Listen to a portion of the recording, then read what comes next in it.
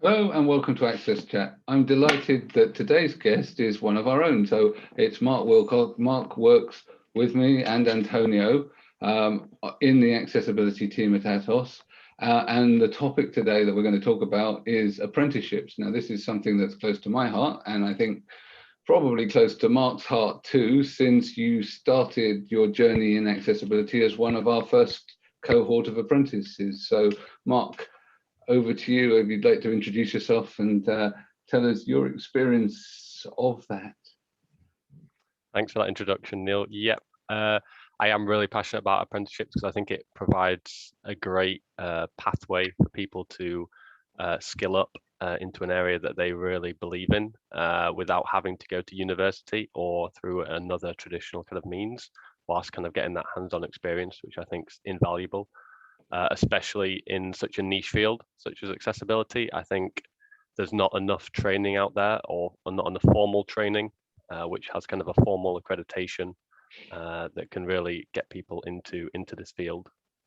So yeah, it's been a great road to this point to get the apprenticeship scheme built and finally signed off as of a few days ago by the Secretary of State of Education. But that's obviously just within the UK, but obviously that framework can be used elsewhere to really kind of further the expertise in this field. So to recap a little bit, yeah, we started apprenticeships with a sort of tacking on accessibility onto a software development apprenticeship, which is how you came to work for us, because there wasn't an apprenticeship for accessibility. And over the last few years, Mark and I have worked together with other people in our field to sort of pull this together in the UK.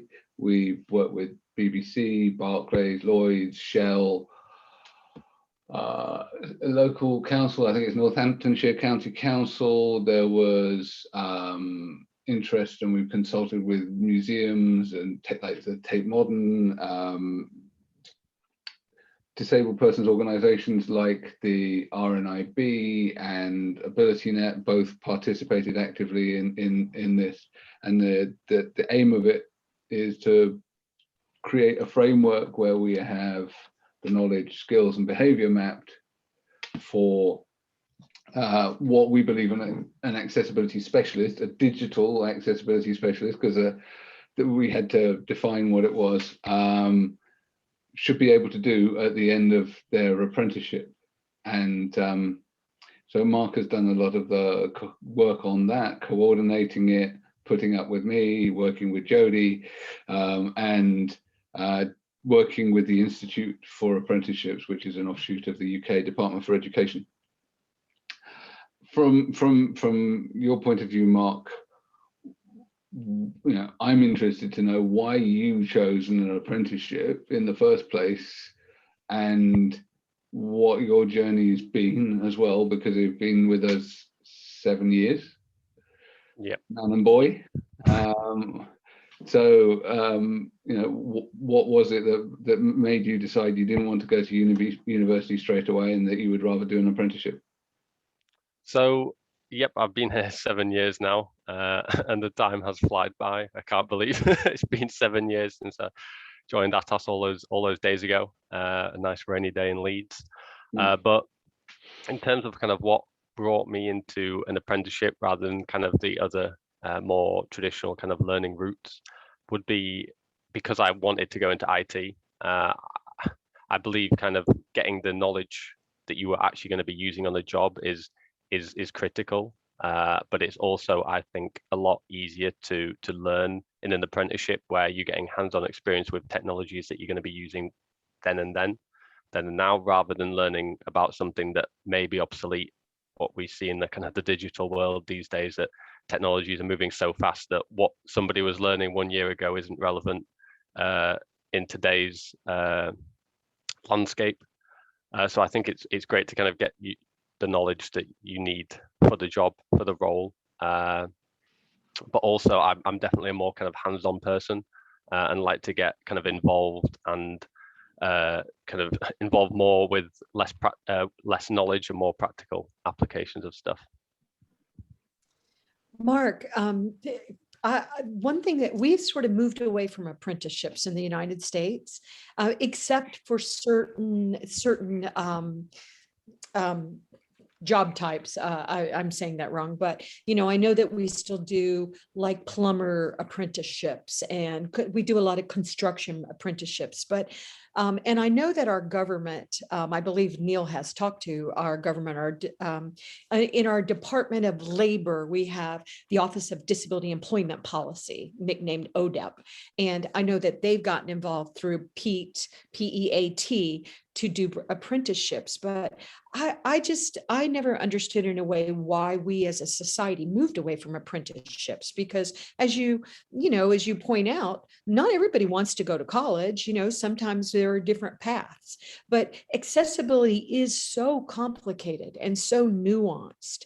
And so what I love the idea, I'm really interested in what y'all have done. And I love the idea that you're making it apprenticeship, because we do have courses, on it becoming an accessibility expert, but it's really, there's so many moving parts. And I was talking to somebody the other day, and they were interested in accessibility, and they said, well, but what do you have to do? And why is it so complicated?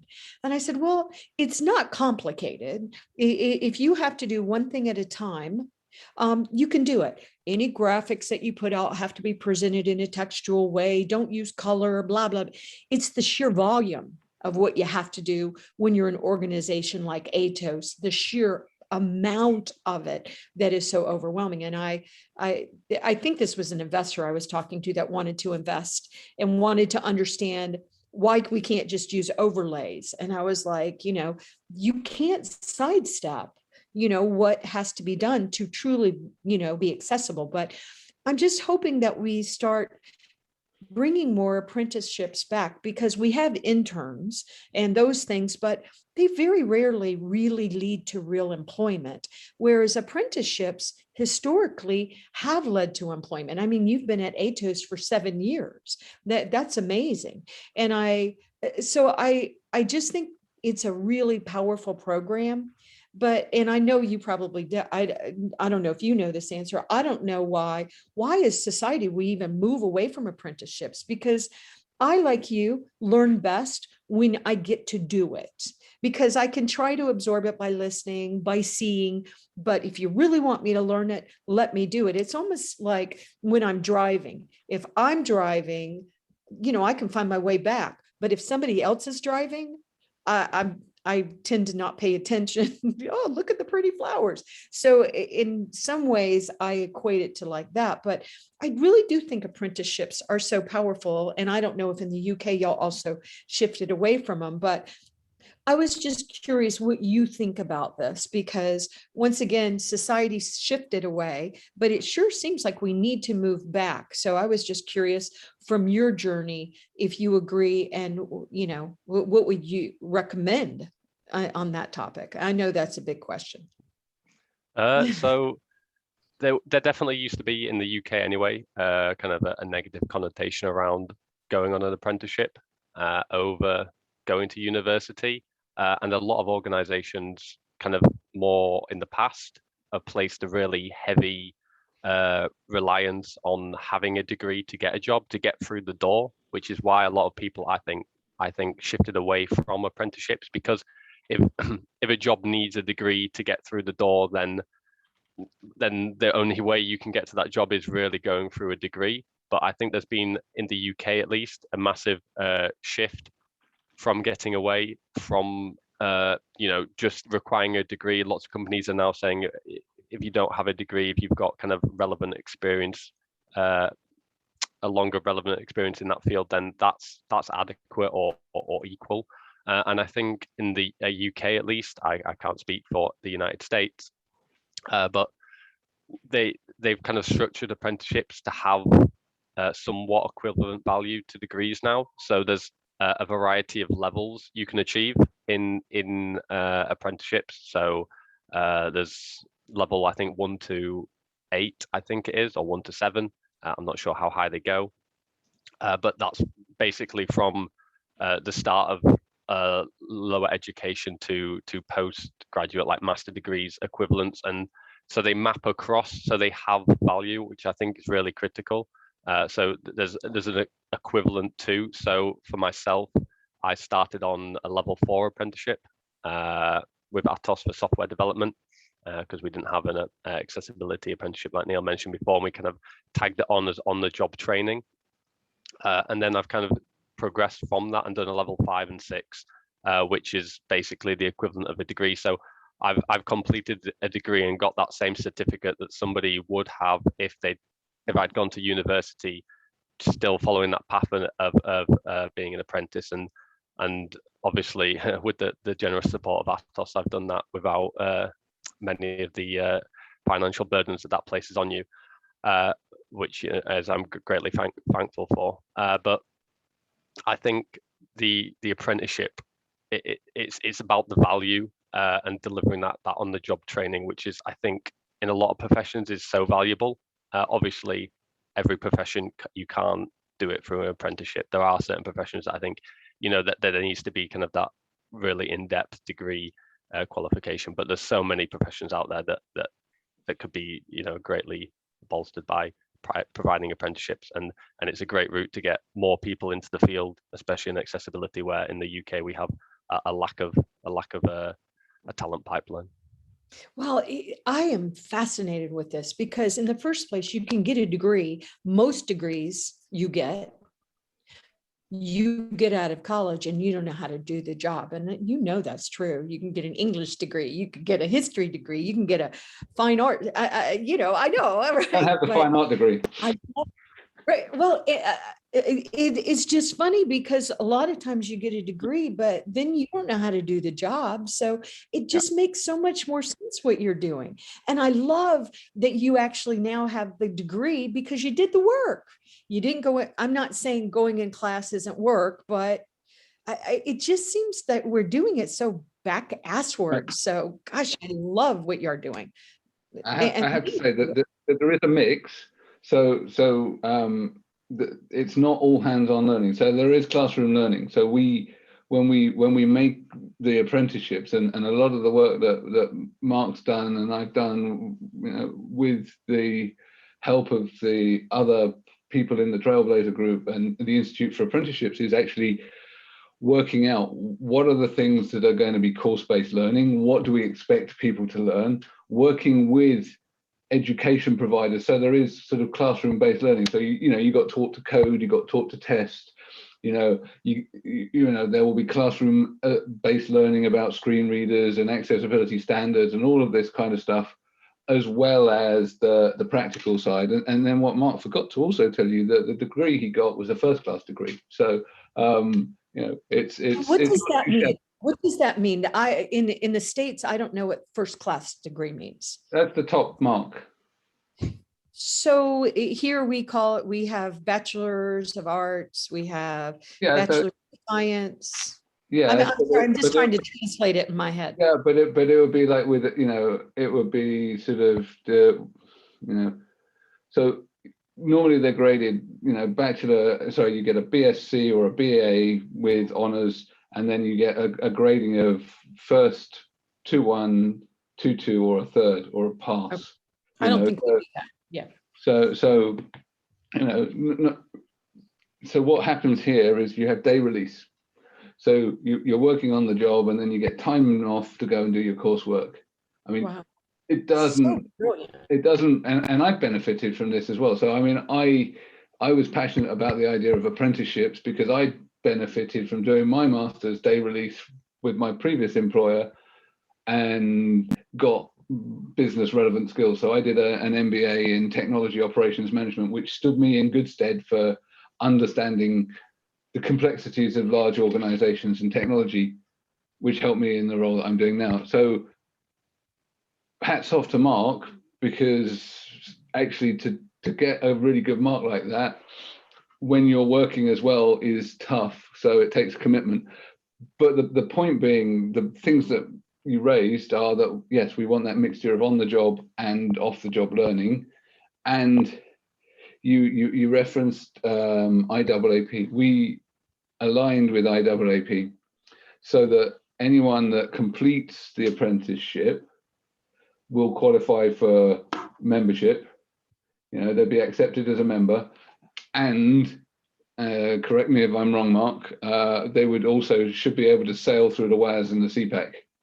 Yeah, so I think we align to the bodies of knowledge that they publish along those lines. So whilst they don't actually gain the qualifications through the scheme, they should be able to sit those exams and pass them comfortably with the knowledge that we learn. And in terms of kind of how we laid it out, the Institute for Apprenticeships requires that you basically break down an apprentice's knowledge, skills and behaviors. So what you expect them to be able to basically achieve at the end. And what we did is we took a kind of a broad approach across the organizations that we engaged in the Trailblazer group to ensure that we weren't just providing a scheme that was specific to Atos, but it could be used by any organization that wanted kind of an accessibility expert, if you want to call them that, or a specialist. And they should be able to kind of do a variety of roles. So it's not just testing, it's not just kind of project management, it's a huge amalgamation of them all. But obviously we couldn't cover everything because it would be so high level, but there's a broad enough perspective there that somebody should be able to kind of comfortably employ an apprentice through that. So on that point, Mark, can you do a little bit of a kind of a breakdown from that scheme? What is included in the program, and what at the end of it, what expectations people might have in relation to their careers? Okay, so in terms of kind of the whole quick kind of route around where we started, and what we've kind of done. So initially it was about forming the Trailblazer group. So that was gathering that group of organizations that was passionate about providing apprenticeships, and also organizations that would actually be willing to take on apprentices through this scheme when it actually got published. Kind of the next step from that was defining the duties. So that's what I kind of just mentioned before, would be where we outlined the roles, the responsibilities, the kind of tasks that you'd expect an apprentice to be able to complete, or you'd want an apprentice to be able to complete once they've completed the learning, obviously, not during the scheme. So what the kind of the main ones we targeted were testing, because obviously that's quite a large part of what a lot of organizations do. So accessibility testing, and we aligned to some of the European and UK legislations, because obviously where we're creating it, it's a UK and I specific scheme. They had the project management, so working out how accessibility kind of fitted into the bigger picture, where it might be positioned, what kind of tasks you might have to do during your project. We had a bit about support and a support analyst, so supporting people with different assistive technologies, how a service desk can be operated with people with disabilities in mind, and all of those things. And then we had the document specific parts, so remediating documents, creating accessible presentations, all of those parts. So that kind of aligns to kind of comms and marketing departments. And then obviously we wrap that with kind of the general knowledge around accessibility. So the general knowledge about different types of disabilities, how they impact people, how you can and others can support them, and all of that kind of stuff.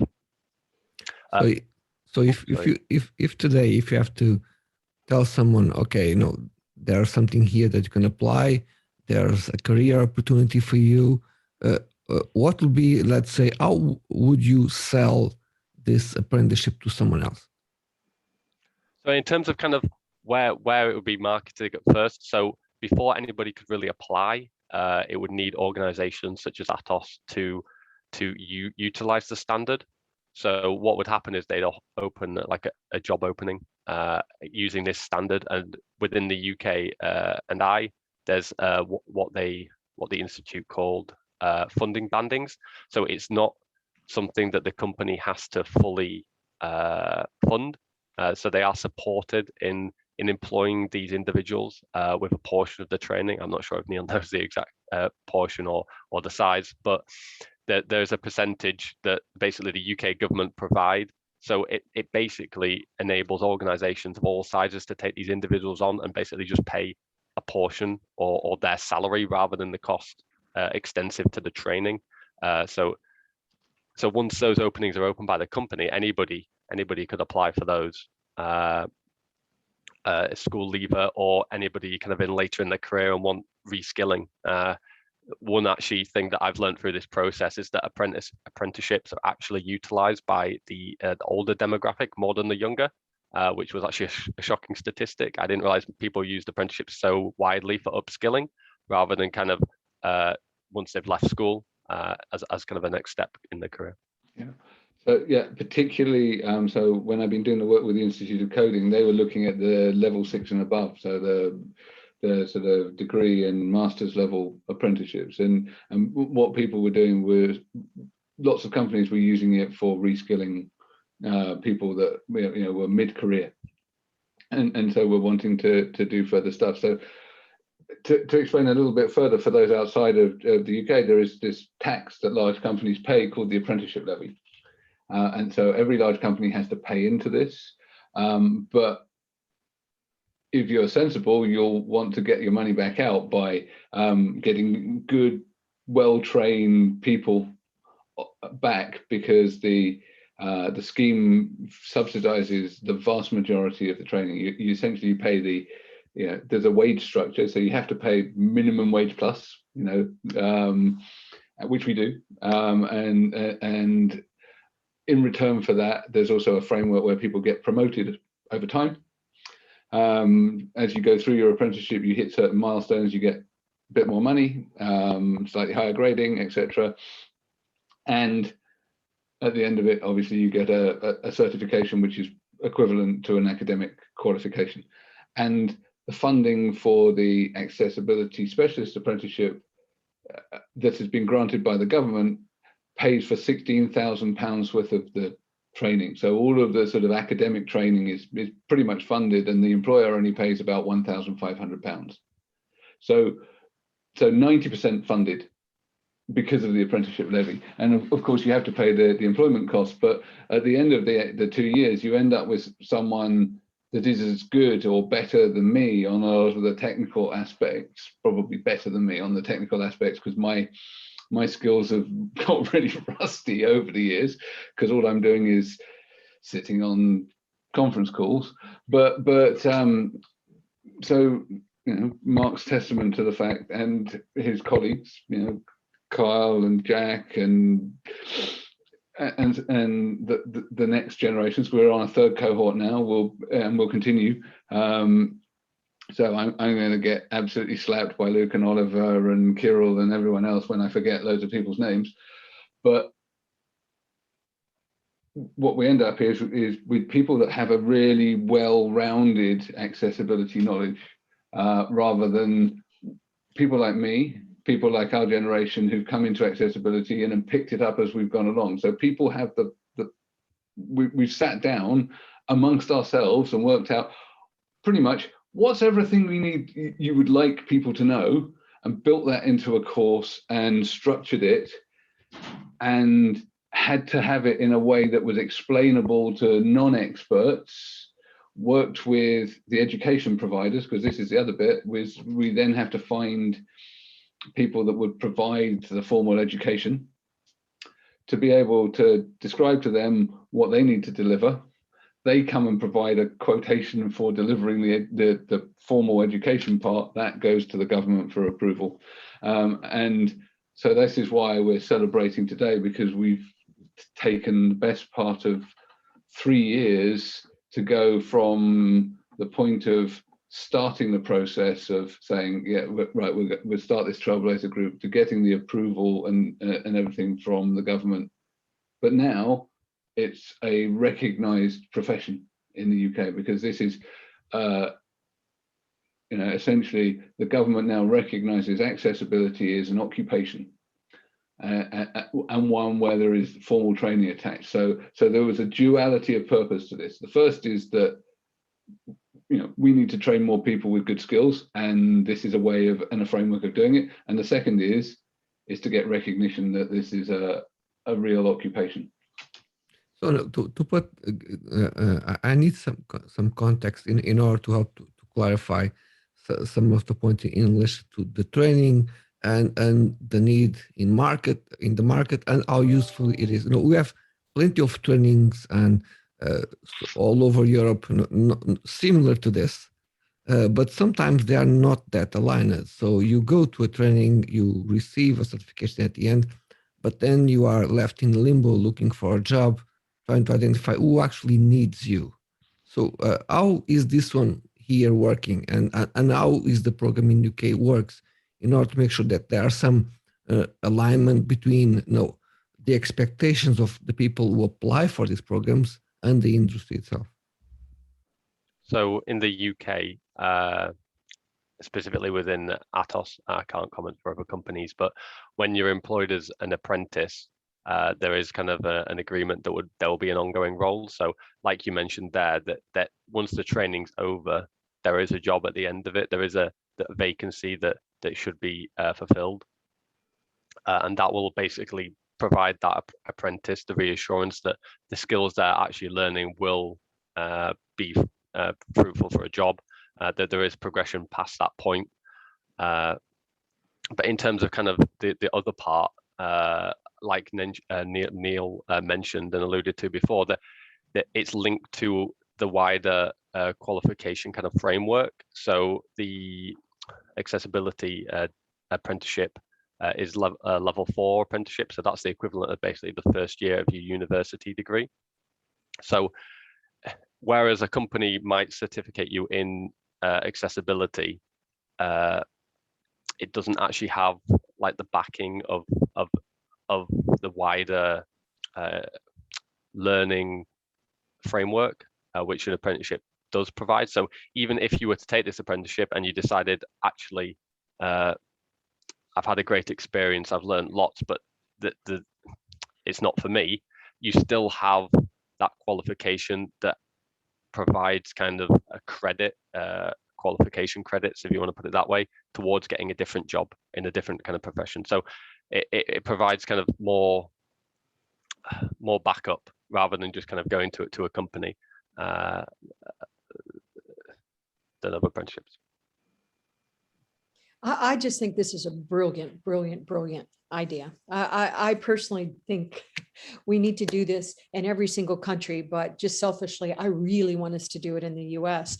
I know that we have really struggled growing the accessibility community. And the reality is, with all the lawsuits that are happening in the States, we need seasoned accessibility professionals so bad. We need them so bad. So I wish that we could take this and we could apply it to other countries. And I know that's a big ask, but it is really brilliant. And this is the way people learn. So I wish we don't have an apprenticeship scheme like that, but that is so smart. But maybe we should, and maybe other countries could, but this could solve so many problems that we have with the reskilling, with the schools, the colleges not really knowing how yet, or that's probably not the right words, but to create accessibility professionals like you, Mark, and your peers.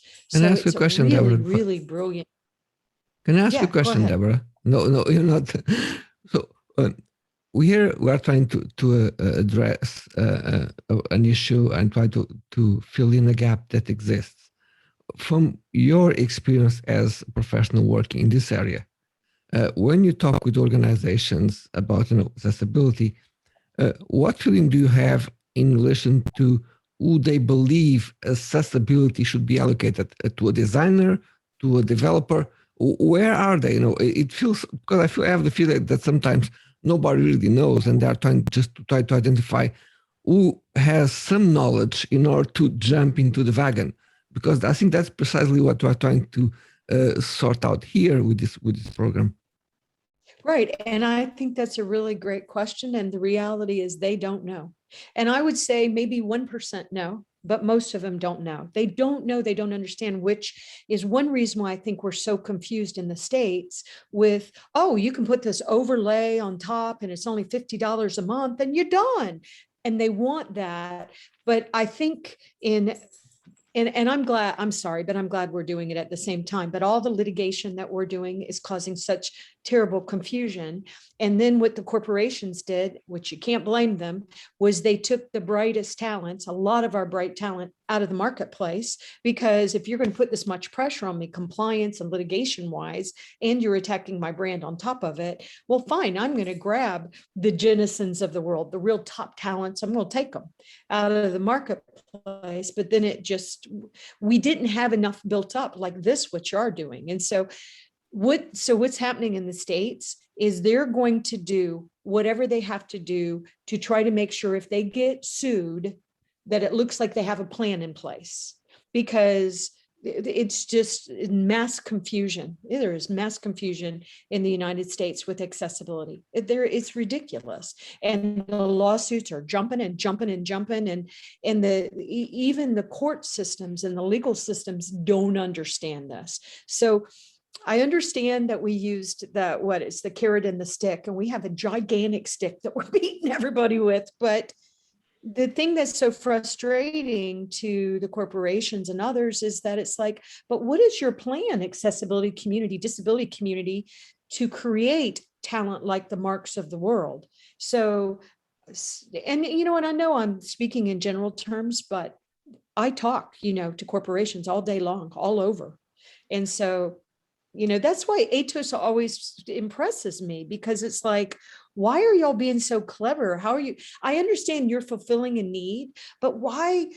And so now I'm being selfish and I'm going back to society, but Atos, please, will you please come and teach y'all need to go to the Valuable 500 and teach all the corporations in the Valuable 500 to do this. Because I'm sorry that we are asking corporations to solve our greatest social issues. But I think we are, right? I mean, Mark is a byproduct of that. Yeah. So yes, we're fulfilling a selfish need, but we're also fulfilling a need for society, absolutely. And there was that duality of intent, right? So we definitely need more, and actually we need a wider pool than just within our own organization. So we want lots of other organizations, including people that compete with us, to put people through the apprenticeship, because everybody needs to be doing this, right? And then we create a vibrant labor pool of skilled individuals that we need, because we have this tsunami of accessibility work, a tsunami of content, Neil, I'm interrupting you, but I want to interrupt you on purpose. Also, the really cool thing about what you're doing is that Mark is not qualified just to be an accessibility expert. Mark would add value. Sorry, Mark, I'm promoting you now, but Mark would add value in any other part of your organization because of these technical skills he has. So I know you know that, but I want others to understand that too, because having these foundations is making, people are going to probably try to steal Mark from you now, but. Well, they have, but I'm not letting him go. What you can't see is the enormous shackle underneath the table. That's why his screen is blurred. That's why his screen is blurred, because he can't get out. Yeah. No, but in all seriousness, well, Mark, you might well want to talk about the role that you're now in, because essentially what I've asked Mark to do, and he's taken on a new role, is to spread this learning across the whole of our organization. Wow. So he's responsible now for accessibility knowledge management. Yeah. So firstly, to kind of jump back to your question a while ago, Deborah, about kind of implementing it in the United States, the great thing about the work we've actually done over here is that it's all kind of like open source, if you want to say it like that. And it's actually all freely available on the Institute for Apprenticeship and I think Technical Education website. I think they've rebranded recently. So if you actually just Google digital accessibility specialist apprenticeship, it should pop up, and you can click that, and it shows all the knowledge, skills, and behaviors, how they're all kind of all mapped to the different duties. And I think you can download a nice Word document with it all compiled in for you, rather than having to even copy and paste it.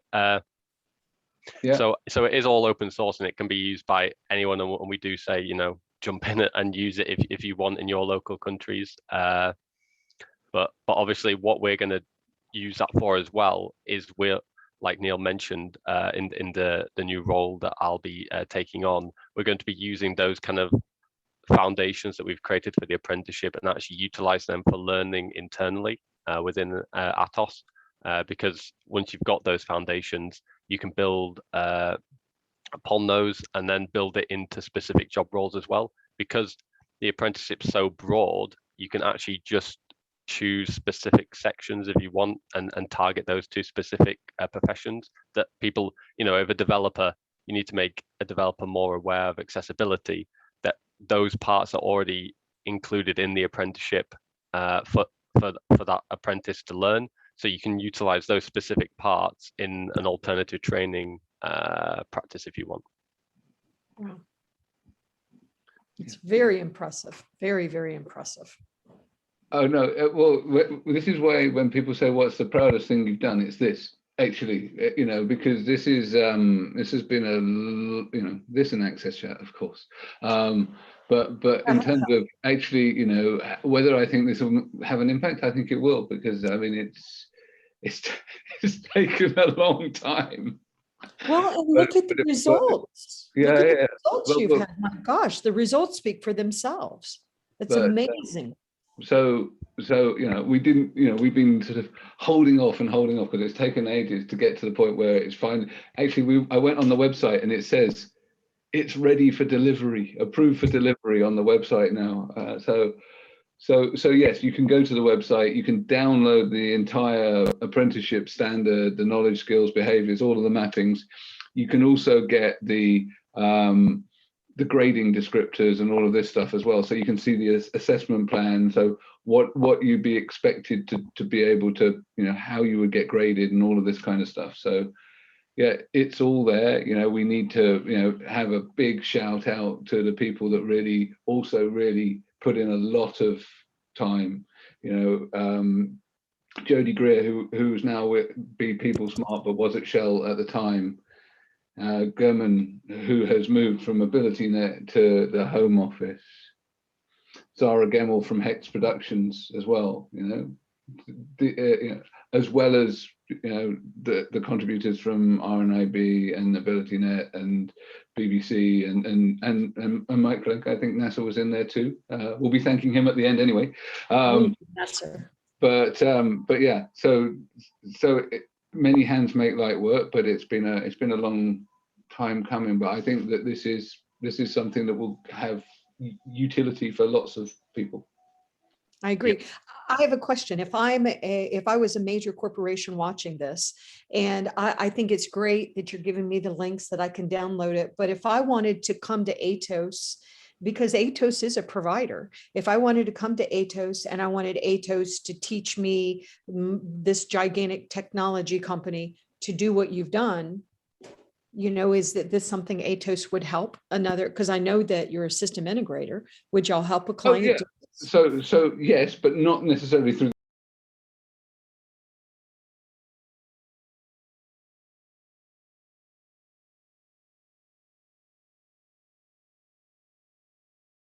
I wanted you to help me put apprentice in so that I have, because right now there's not enough people in the marketplace. Yeah. So, and this is actually why you're doing it.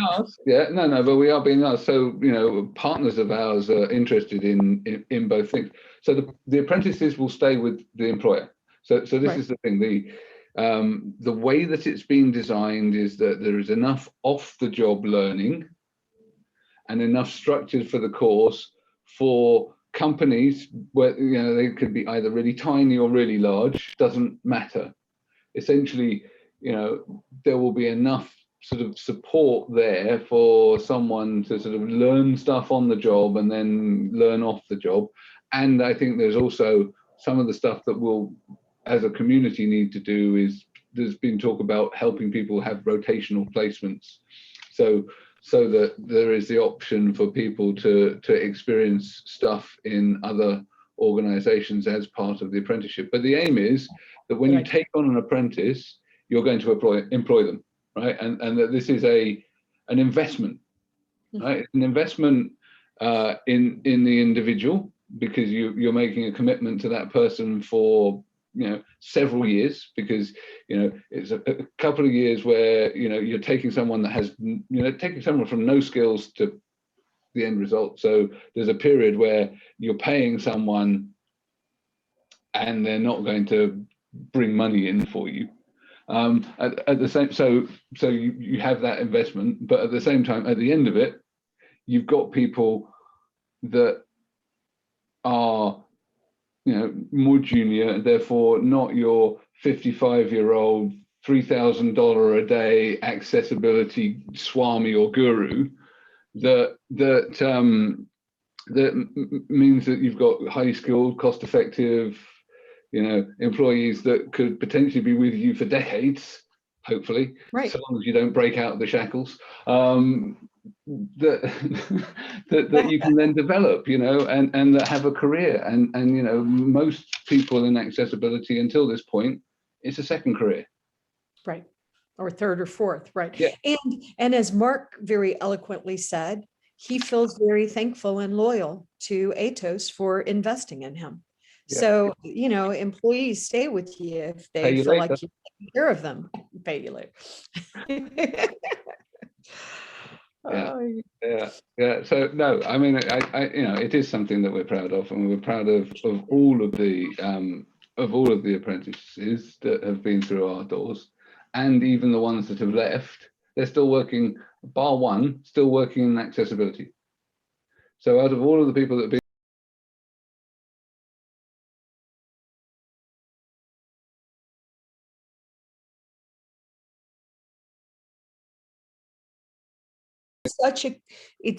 there's so many benefits to this. There's so many benefits to our community, the community of people with disabilities, but to the corporations, to the technologists, to the designers. I think y'all should be extremely proud. This is legacy. No, and it's a modern program for organizations that are interested in digitally transforming part of their services. There's also that element is the fact that it brings that element of being an updated module of training and education that is fit for the purpose of modern organizations. Yeah, and on that point, Antonio, as part of the actual process by the Institute, every few years, I'm not sure the exact time frame, the actual apprenticeships actually reviewed, and they take on board kind of shifts in technology. So because it's just been released now, it's up to date, but hopefully because of how all of the content's reviewed and how it's updated with another kind of trailblazer group in the future, it should still be relevant in years to come.